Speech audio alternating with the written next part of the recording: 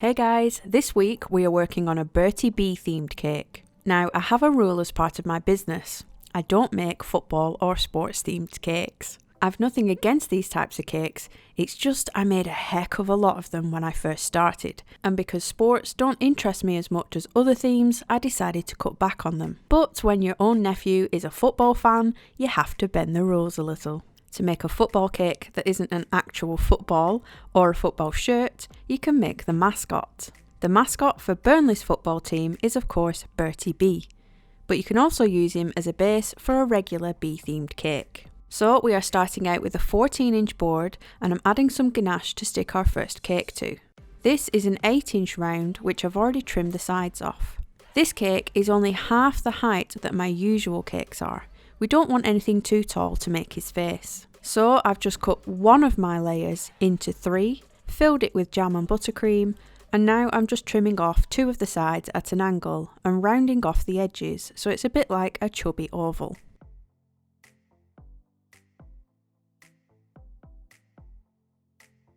Now you want to give it a rough layer of ganache. You could also use buttercream for this, as we're not needing any sharp edges or anything too structural. I first give it a layer to seal all the sponge in, and then when it's set, I give it another layer which is a little thicker, and then it can be smoothed with an acetate smoother.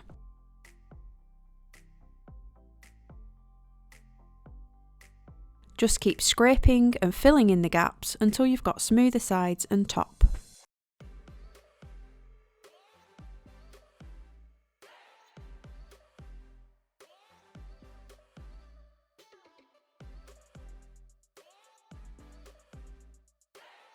Once that layer's set, give it a spray of water and add on 2 small flat balls where his cheeks are. Then cover the whole thing in a yellow colour. This is Renshaw's yellow paste mixed with their new autumn gold paste. Smooth out all the pleats and trim off most of the excess. Then go around with a smedger or a smoother, pushing down that bottom edge before then trimming it a little closer. Finally, squash this little ridge down again and go around with your final cut. I do this several times just to make sure the bottom of the cake is a little neater.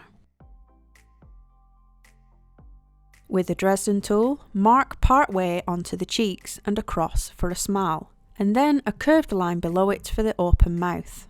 With the larger end, mark in a little dip and define it with your finger. This creates a little bottom lip. Smooth out any finger marks.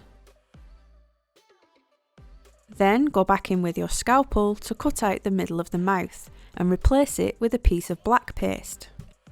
I roll it into a tapered sausage, placing the points into the corners and then squashing it down flat with my tool and finger.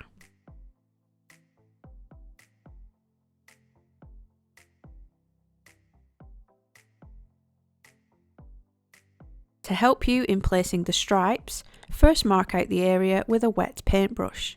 You want one running across the top of the cheeks and then one across the top of the head. I've rolled out my black paste using a pasta machine just to get it thinner, and just cut strips where you want to lay them across and cut down neatly where it meets the board. Now this next step is completely optional. You can leave him as he is, which is a clean cartoon look.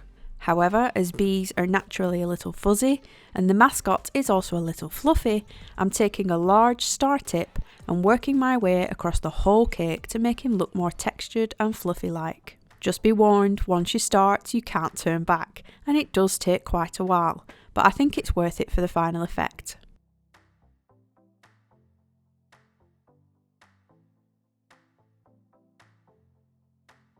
Burnley's colours are claret and blue, so I made this using Renshaw's cassis mixed with a little brown.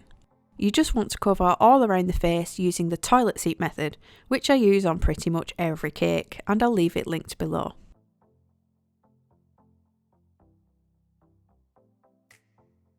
To make his eyes, I've just cut a little template out of greaseproof paper.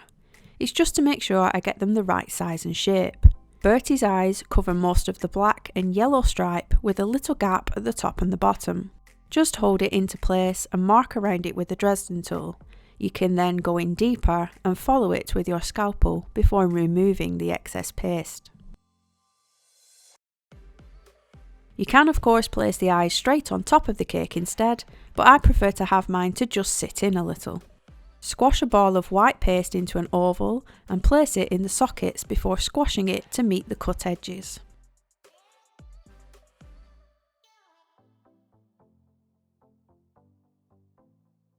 Then I'm doing the same with a black ball of paste, just squashing and smoothing until it's the right size.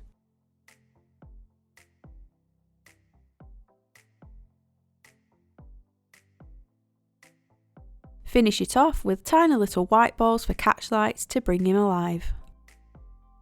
Bertie has what I can only describe as a little pointed tooth, so I'm just shaping that and placing it in the open mouth. The easiest part is the nose, which is just a red ball stuck on with water. You might notice I smooth with my palm a lot, and this is just to get rid of any finger marks. He also has two little red blobs on his head for antennae. The mascot costume has them stuck to the front of his head, which I can only assume it's to stop them from falling off. Indent holes into these so you can attach a black sausage of paste curved around onto the top of the head.